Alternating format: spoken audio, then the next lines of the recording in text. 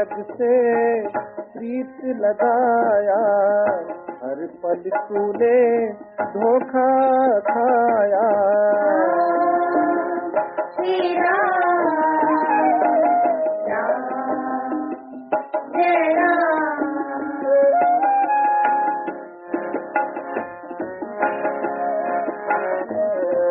झूठे जग से प्रीत लगाया, हर पल तूने धोखा खाया। हाथ नहीं कुछ आएगा, हाथ नहीं कुछ आएगा। तेरा जीवन गुजर जाएगा, तेरा जीवन गुजर जाएगा। श्री राम जप ले राम, श्री राम राम जय राम, राम श्री राम राम जय राम।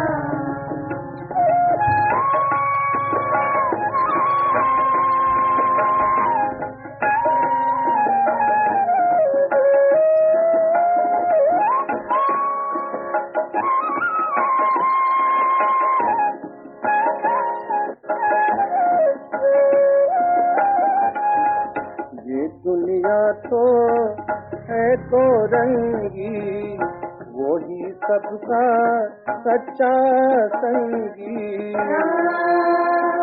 श्री राम राम जय राम। ये दुनिया तो है दो रंगी, वो ही सबका सच्चा संगी।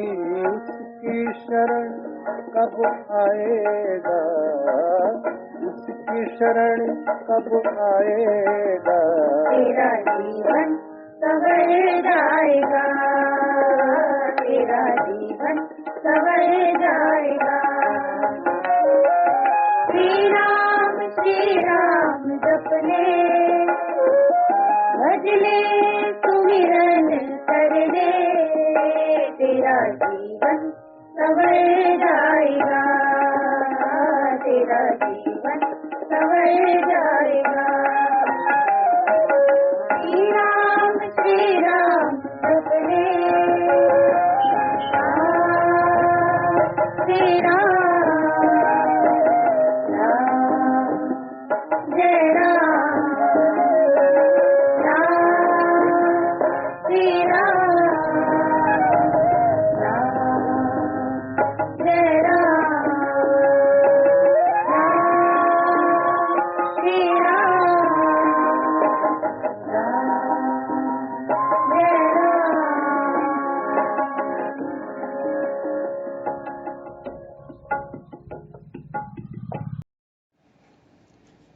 गुरुर्ब्रह्मा गुरुर्विष्णु गुरुर्देवो महेश्वरः, गुरुः साक्षात् परब्रह्म, तस्मै श्री गुरुवे नमः। अखण्डमण्डलाकारं व्याप्तं येन चराचरं, तत्पदं दर्शितं येन, तस्मै श्री गुरुवे नमः। माता रामो मत्पिता रामचन्द्रः, स्वामी रामो मत्सखा रामचन्द्रः, सर्वस्वं मे रामचन्द्रो दयालुः, नान्यं जाने नैव जाने न जाने। वसुदेवसुतं देवं कंसचाणूरमर्दनं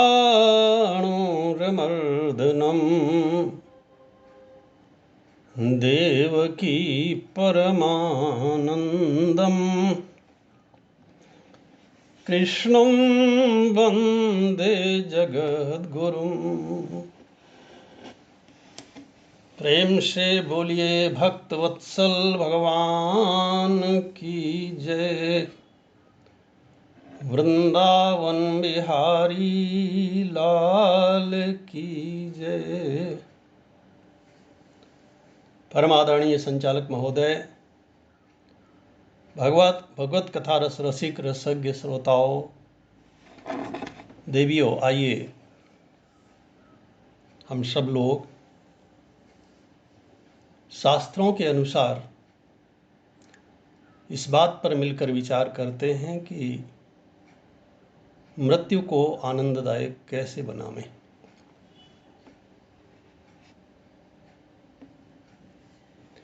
महाराज परीक्षित के सामने मृत्यु खड़ी है और उन्होंने श्री सुखदेव जी महाराज से यही निवेदन किया है कि मेरी मृत्यु कैसे कल्याणकारिणी बने। श्री सुखदेव जी महाराज उसका एक सूत्र वाक्य श्रीमद् भागवत में देते हैं। उन्होंने कहा, राजन, बहाने अनेक हो सकते हैं, लक्ष्य केवल एक है। महाराज परीक्षित ने कहा, प्रभु आदेश करें। सुखदेव जी महाराज कहते हैं, राजन, येन केनाप्युपायेन मनः कृष्णे निवेशयेत्। मनुष्य को चाहिए वो जिस किसी उपाय के द्वारा, उपाय अनेक हो सकते हैं, अपने मन को भगवान में लगा दे। लेकिन जो मन पहले ही संसार में लग चुका है, वो अब भगवान में कैसे लगे। मृत्यु को सुधारना है। देखो, जीवन है कक्षा, हमारा जीवन है कक्षा और मृत्यु है उसकी परीक्षा। हम जीवन भर जो पढ़ते हैं, मृत्यु के समय उसका रिजल्ट आता है। हमारे सामने दो ऑप्शन हैं। हम यमराज के दूतों को बुलाना चाहते हैं या भगवान के पार्षदों को बुलाना चाहते हैं। शास्त्रों में दोनों पक्ष साफ दिखाई देते हैं। सो हमने आनंददायिनी मृत्यु को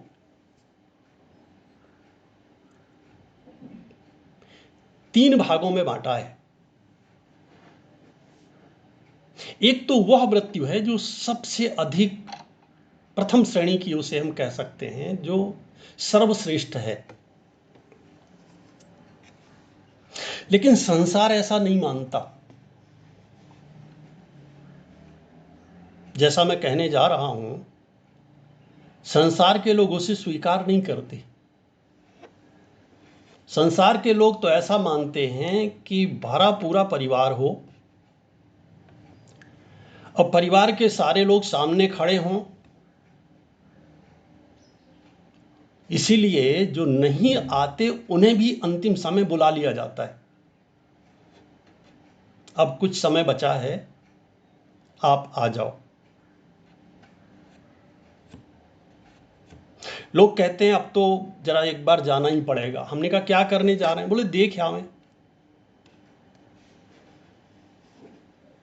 मैं सोचता हूं क्या देखने जा रहे हैं ये।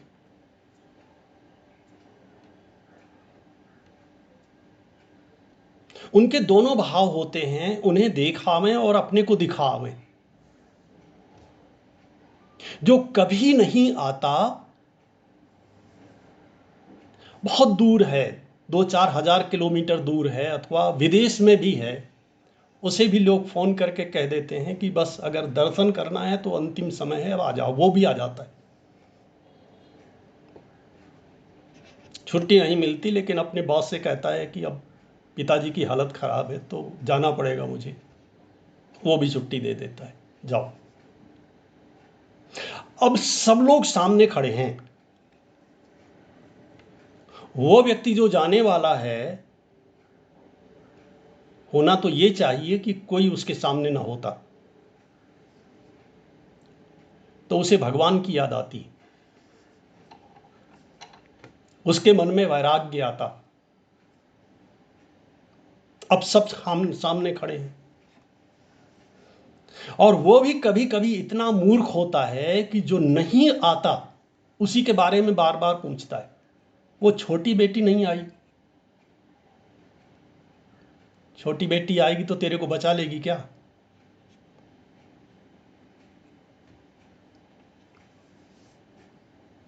पूरा परिवार सामने खड़ा है, बार बार वो सोचता है मुझे इन सबको छोड़ करके जाना है, और सबके चेहरे ये बता देते हैं कि तुम जा रहे हो, भले लोग मुख से न बोलें। जो भी लोग सामने खड़े हैं, हर व्यक्ति का चेहरा देख करके ऐसा लगने लगता है कि अब मेरा अंतिम समय आ गया है। कुछ और समझदार लोग होते हैं, पंडित जी को बुला करके उसी समय गोदान भी करा देते हैं, और किसी का भी गोदान कराइए तो ये तो इस बात का प्रमाण होता है ना कि अब बस कुछ समय ही बचा है।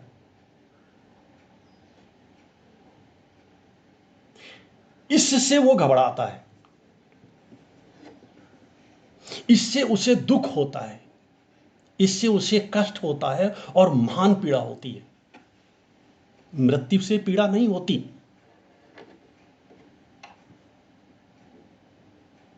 अचानक सबको छोड़ करके जाना है, इससे पीड़ा होती है। और ऐसी जगह जाना है जहां से लौटकर फिर मुझे आना नहीं है, वो भी जानता है और सब लोग भी जानते हैं इस बात को।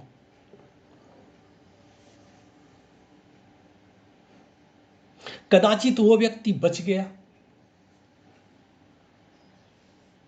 कभी कभी ऐसी घटनाएं भी घटती हैं, गोदान तो हो गया लेकिन अब वो अभी समय नहीं आया था, बच गया। सगा बेटा अपनी मां से कहता है इस बार तो मैं आ गया छुट्टी लेकर के, जिस किसी तरह मुश्किल से छुट्टी मिली है, अब अगली बार मुझे पहले से मत बुलाना। इसका क्या अर्थ है? मैं एक ही बार आ पाऊंगा।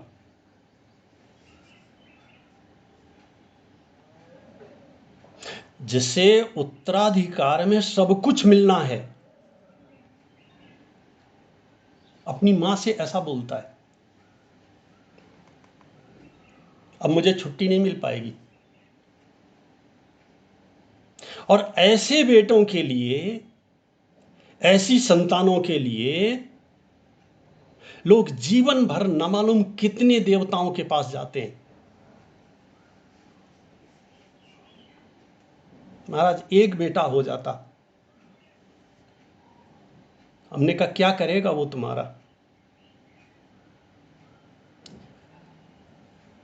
ठीक है, मैं इसका विरोध नहीं करता, भगवान की कृपा है, आपका भरा पूरा घर है, परिवार है, बहुत अच्छी बात है, भगवान की बड़ी कृपा है। लेकिन जो हमारा जीवन बिगाड़ दे, जो हमारी मृत्यु को बिगाड़ दे, जो हमें संसार में बांध ले, जंजीरों की जकड़ उतनी नहीं होती है जितनी संबंधों की होती है। वो अपना मित्र होता है या शत्रु होता है,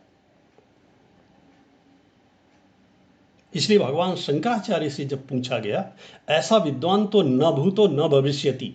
आप कल्पना कीजिए, मैं जिनका नाम ले रहा हूं वे अष्टवर्षीय चतुर्वेदी, जब 8 वर्ष के थे तो उन्हें चारों वेद याद थे। 8 वर्ष की अवस्था में उन्हें चारों वेद याद थे। और ऐसे भगवान शंकराचार्य कहते हैं, उनसे जब पूछा गया वो कौन है जो लगता तो मित्र के जैसा है, होता हमारा शत्रु है, उन्होंने कहा वह तुम्हारा अपना बेटा है। मैं थोड़ा सा उसमें परिष्कार कर देता हूं, वो आपके अपने निकटतम संबंधी हैं। क्यों? इतना पाप किसके लिए करते हो?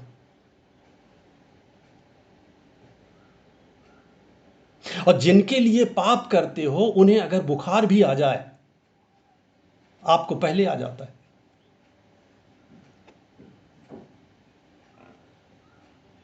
तो जो जीवन भर पाप करावे, इतनी सारी संपत्ति पुण्य से कमाई हो या पाप से कमाई हो, किसके लिए छोड़कर जाना चाहते हो?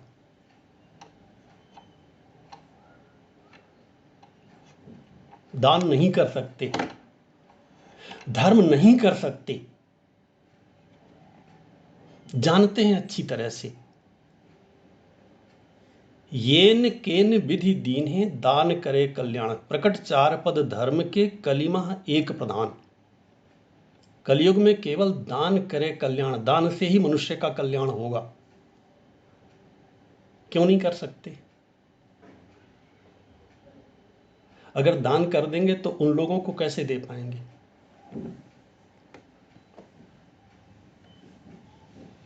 और ये संबंध है कैसे? थोड़ा इस पर भी देख लो। बीच में मिले हैं और बीच में ही छूट जाने वाले। 15, 20, 22, 25 साल तक आपकी पत्नी थी, हम आप 15 साल के हो गए, 18, 20 साल के हो गए, 22 साल के, 25 साल के हो गए, पत्नी थी, इसके बाद मिली।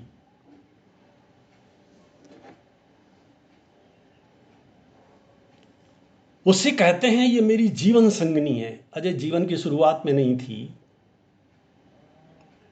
अंत में भी कोई गारंटी नहीं है। जैसे आप जीवन साथी कहते हो, वो कुछ वर्षों का साथी है, अच्छा है, उसके साथ रहें,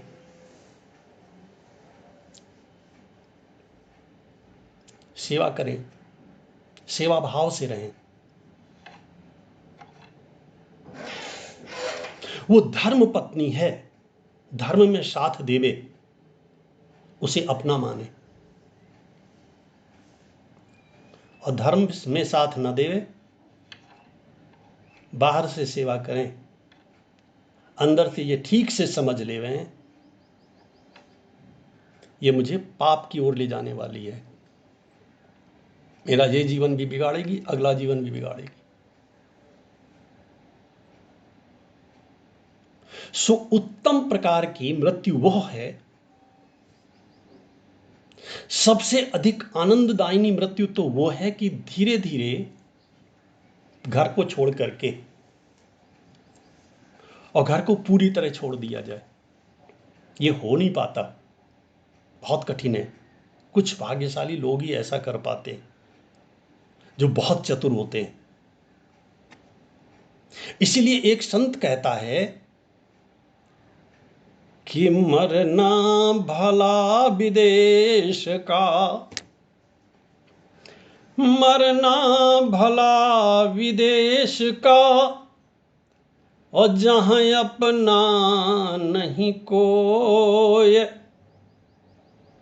पशु पक्षी भोजन करें, रुदन करे नहीं कोई। वो व्यक्ति कितना भाग्यशाली होगा जो धीरे धीरे घर वालों के साथ नाटक करके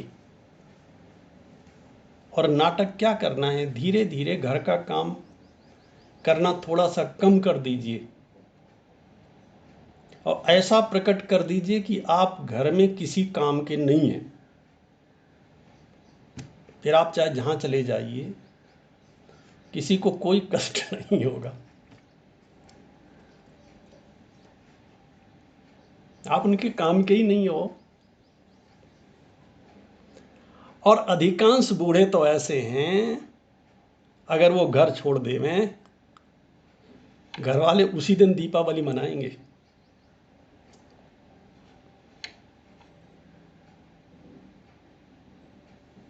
ऐसे बहुत सारे लोग काशीवास करते हैं, काशी में रहते हैं।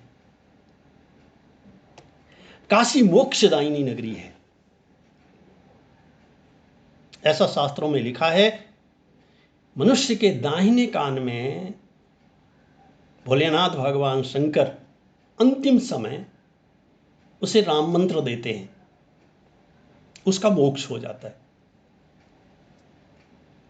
मैं उन दिनों रिसर्च कर रहा था, विषय संस्कृत था, स्वाभाविक है, मैं बनारस में काफी समय तक रहा। एक संस्मरण सुनाया एक महात्मा जी ने। उन्होंने कहा, मैंने देखा कि एक चिड़िया जमीन पर पड़ी हुई है शांत भाव से, उसका दाहिना कान नीचे था, धूल धूसरित पूरी तरह से। मुझे ऐसा लगा इसका तो दाहिना कान नीचे है, इसे भोले बाबा ने कैसे मंत्र सुनाया होगा। मैं बैठ के थोड़ा ध्यान से देखने लगा। छोटी सी चिड़िया थी। मैंने देखा उसकी अभी सांस चल रही है। थोड़ी देर में वो फड़फड़ाई और पलट गई। उसका दाहिना कान ऊपर हो गया और बायां नीचे हो गया। उसी समय उसने शरीर छोड़ दिया।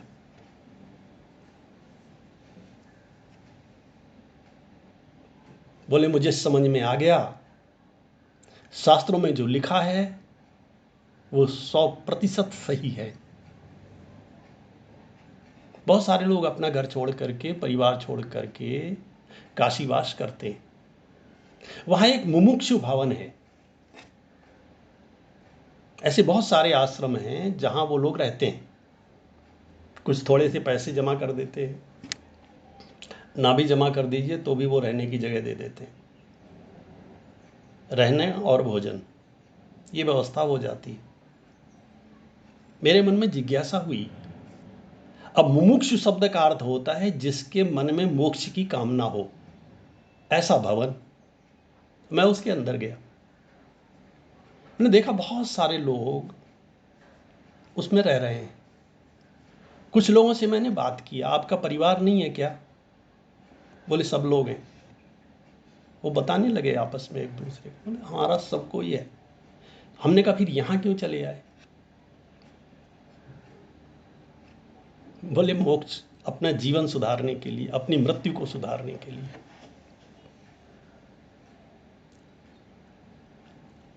वो सब बड़े बुद्धिमान लोग थे।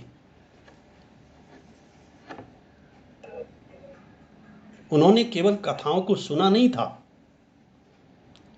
सुनने के बाद मनन किया था, और मनन करने के बाद इसके निष्कर्ष पर पहुंचे थे वो लोग।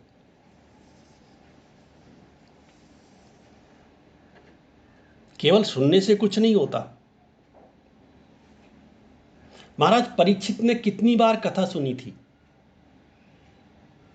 भागवत कथा महाराज परीक्षित ने कितनी बार सुनी थी? जीवन में केवल एक बार। और सुखदेव जी महाराज ने कथा केवल एक ही बार सुनाई थी, और एक बार में महाराज परीक्षित का मोक्ष हो गया। क्योंकि जैसे उन्होंने सुनी थी वैसे कोई नहीं सुनता, और जैसे सुखदेव जी महाराज ने सुनाई थी वैसे कोई सुनाता भी नहीं है। वक्ता श्री सुखदेव जी महाराज के जैसा हो और श्रोता राजा परीक्षित के जैसा हो। इसलिए श्रीमद् भागवत में कहा गया है, श्रवणम तु कृतम सर्वैः, सुना तो सबने, न तथा मननम कृतम। ये जो तथा शब्द है, तथा माने जैसा महाराज परीक्षित ने मनन किया था, जैसा धुंधुकारी ने मनन किया था, वैसा किसी ने नहीं किया।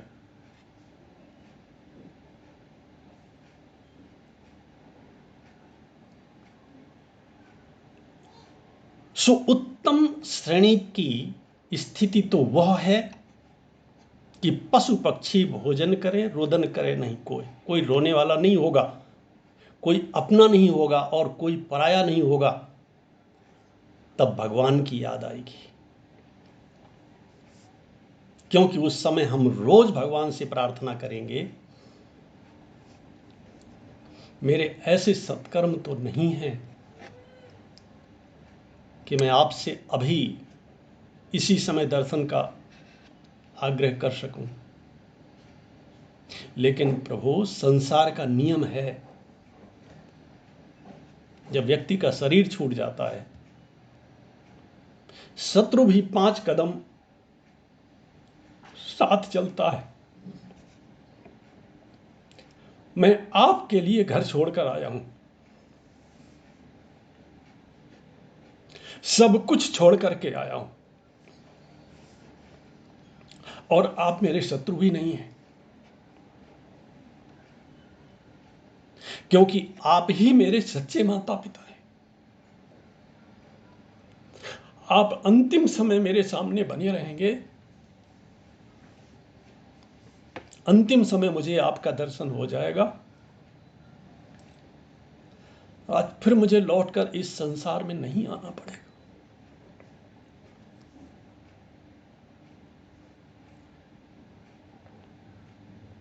एक भक्त कवि कहता है,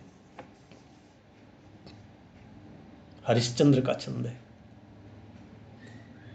कि आज लो जो ना मिले तो कहा। कोई शिकायत नहीं है प्रभु आपसे, आज लो जो ना मिले तो कहा, हम तो तुमरे सब भांति कहावें, मेरो उराहनो है कछु नाही, सबई फल आपने भाग को पावे। जो मैंने किया सो भोगा, प्रभु आपसे कोई शिकायत नहीं है। जो हरिचंद भई सो भई, अब प्राण चलो चाहे तासों सुनावे। अब मेरे जीवन का अंतिम समय है, इसलिए आपसे प्रार्थना कर रहा हूं कि रावरे है जग की यह रीति, विदा के समय सब कंठ लगावें। जो कभी दरवाजे पर नहीं आया, उसे भी अगर पता चल जाता है व्यक्ति का अंतिम समय है, वह भी आकर के सामने खड़ा हो जाता है। प्रभु, क्या आप नहीं आओगे? ऐसी प्रार्थना उनसे अगर हम रोज करें, ऐसा नहीं है कि वे भगवान हमारी इस प्रार्थना को नहीं सुनेंगे। आप कल्पना करो, कोई, भगवान करे ऐसा कभी ना हो, लेकिन आज ही कोई सरकारी अधिकारी आपके घर आवे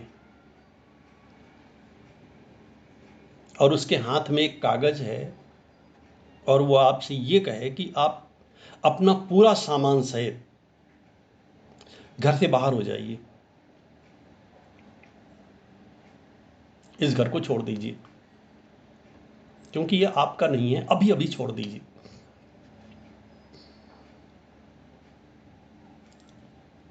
क्योंकि ये सुप्रीम कोर्ट का आदेश लेकर के मैं आया हूं, इसके बाद कोई अपील नहीं होती, और घर आपका है नहीं, आप छोड़ दीजिए इसे। आपको कैसा लगेगा? जिस घर में आप रहते रहे हो, आप कहोगे 4 घंटे का समय तो दो, वो कहेगा ना ना, आप निकलेंगे तो आप अपने आप निकल जाइए, और नहीं निकलेंगे तो ज़बरदस्ती आपको घसीट करके बाहर निकाल दिया जाएगा। मेरे साथ पुलिस के लोग हैं। क्या चाहते हैं? 1 मिनट में निर्णय कर लीजिए। आपको कैसा लगेगा? ये घर छोड़ना है, जीवन नहीं छोड़ रहे। बहुत कष्ट होगा। क्यों? और मान लीजिए आप किसी धर्मशाला में रुके हुए हैं और वहां का मैनेजर आकर के आपसे कहता है कि साहब यहाँ बारात आने वाली है, तो आप थोड़ा सा कहीं और चले जाइए, अभी खाली कर दीजिए। आप कहोगे हमारी तो अटैची तैयार रखी है, हमें करना क्या है, तुम्हारे यहाँ से उठा करके हम दूसरी जगह रख लेते हैं, हमारे ऊपर क्या फ़र्क पड़ता है?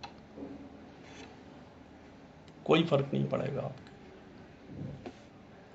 यहाँ से जाने के लिए। और यदि आपको पहले से सब कुछ मालूम है, जो कि मालूम है,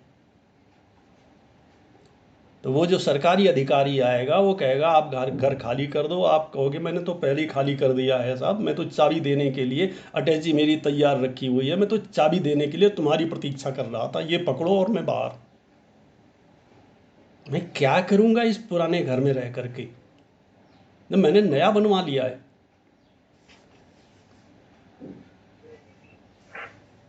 उस नए घर में जाना है मेरे को। कितने कृपालु हैं, कितने दयालु हैं, इसमें कोई संशय है क्या कि पुराने शरीर को छोड़कर नया नहीं मिलेगा?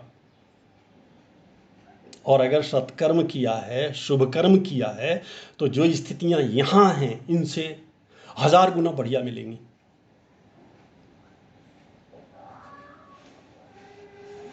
जितना यहां है सही, इससे कई गुना ज्यादा मिलेगा।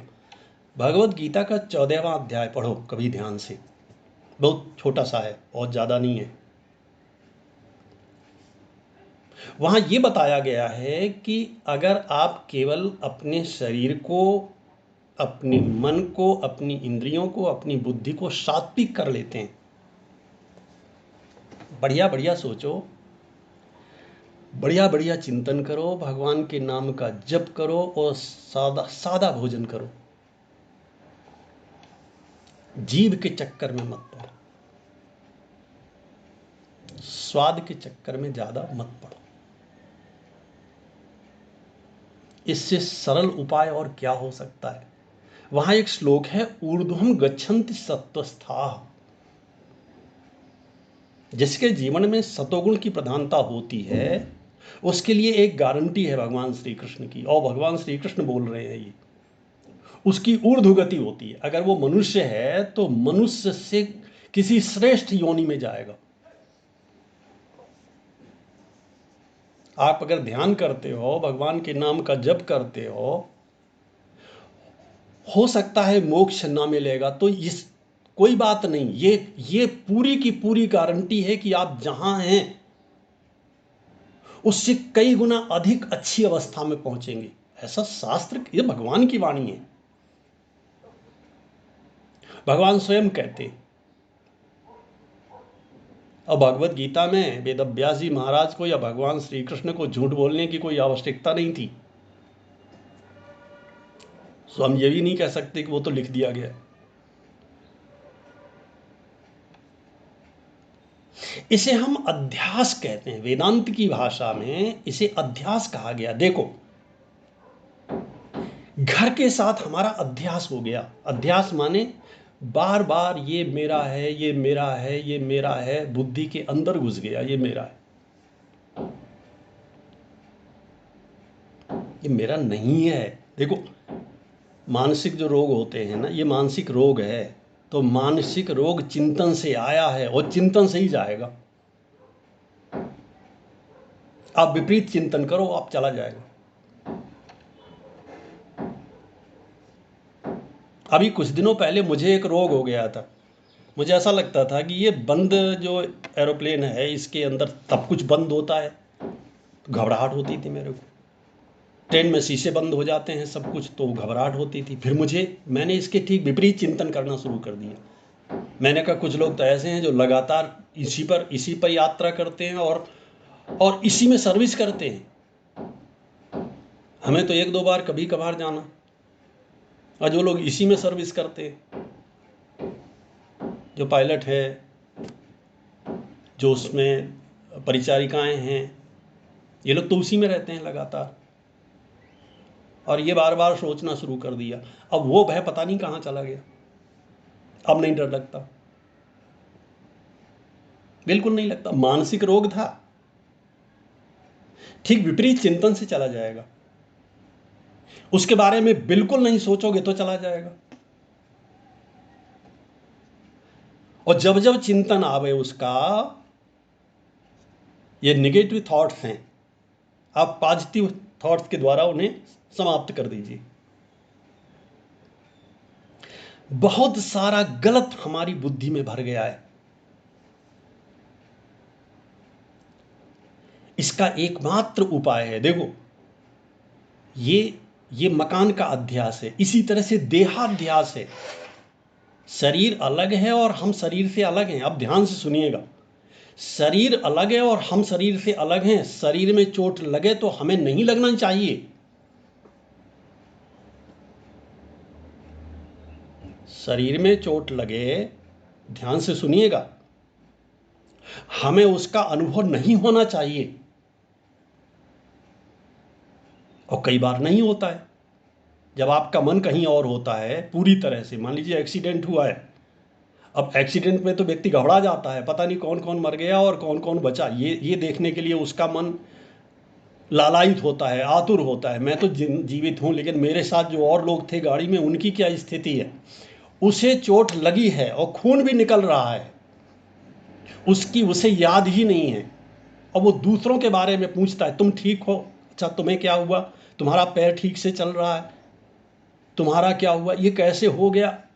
थोड़ी देर बाद, 10-15 मिनट बाद कोई उस व्यक्ति से कहता है, अरे भैया, ये तुम अपना हाथ तो देखो कितना कट गया है, इसमें तो कुछ बांध लो, इसमें से लगातार खून निकल रहा है। अभी तक उसे कष्ट नहीं हो रहा था, अब होने लगा। क्यों? अब उसे याद आई, मेरे हाथ में चोट लग गई है।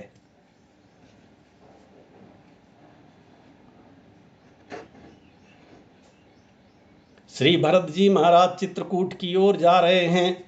गोस्वामी जी महाराज लिखते हैं कि झलका झल कहीं पायन कैसे, पंकज कोश ओश कन जैसे। श्री भरत जी के चरणों में जो फफोले पड़े हुए हैं, उन्हें देख करके ऐसा लगता है जैसे कमल के पत्ते के ऊपर, कमल के पत्ते के जैसे उनके अरुणारे तलवे हैं। और ऐसा लगता है जैसे कमल के पत्ते के ऊपर ओस की बूंदें पड़ी हुई हैं, और उन्हीं पैरों से वे यात्रा भी कर रहे हैं। किसी ने कहा बहुत कष्ट होता होगा तब, तो जरा सोचिए, छाले पैरों में और फिर उन्हीं पैरों से चित्रकूट की ककरीली और पथरीली भूमि। किसी ने कहा बहुत कष्ट होता होगा। गोस्वामी जी ने कहा बिल्कुल नहीं हो रहा है महाराज, ऐसा कैसे हो सकता है? बोले हो सकता है, इसलिए हो सकता है क्योंकि उनका मन अगर तन में होता तो तन का कष्ट भी होता। उनका मन तो उनके तन में है नहीं। मन कहाँ है? मन तो आनंद स्वरूप परमात्मा में है। मन तहाँ जहाँ रघुवर वै देही, अब बिनु मन तन दुख सुख श्रुधि के ही। ये दुख होता है मन को और सुख भी होता है मन को। वो मन शरीर में है नहीं, वो तो भगवान के पास है, और भगवान है परम आनंद स्वरूप। सो मन तो आनंद में डूबा हुआ है। उन्हें होश कहाँ है? अपने शरीर का। देहाध्यास के कारण हमारा मन जब तक हमारे शरीर में रहता है, शरीर ठीक रहे, बीमारी ना होने पावे, ठीक है। मैं ये नहीं कहता कि शरीर को ठीक नहीं रखना चाहिए, शरीर को ठीक रखना चाहिए, खान पान बढ़िया रखना चाहिए, चिंता नहीं करनी चाहिए, ज्यादा ध्यान नहीं देना चाहिए उधर। मन को भगवान के पास रखना चाहिए। येन केनाप्युपायेन मनः कृष्णे निवेशयेत्, ये सूत्र है। और ये लक्ष्य जल्दी कब मिलेगा? इसके लिए योग शास्त्र में एक उपाय बताया गया है। तीव्र संवेगा नाम आसन्न, मनुष्य के मन में तीव्र भावना होनी चाहिए, प्रबल भावना होनी चाहिए अपने कल्याण की। सुना और सुनने के बाद भूल गए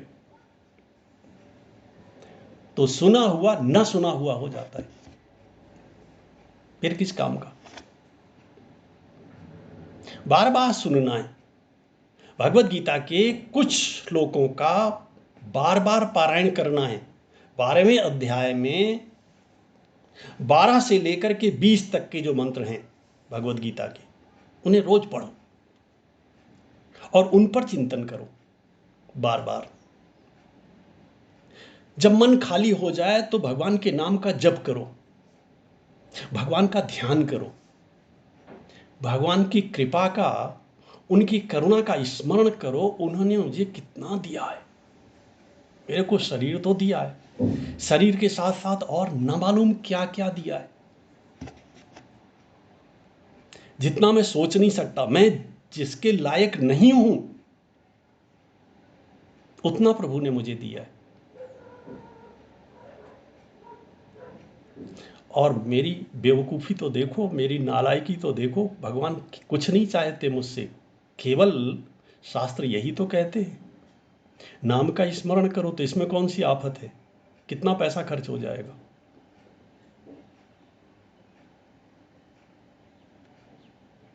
सब कुछ संसार को दे दो, केवल एक अकेला मन वो प्रभु में रहे। वर्तमान जीवन भी आनंदमय है, अगले अगले 1000 जीवन भी सुधर जाएंगे, ऐसा हमारे शास्त्रों का कहना है।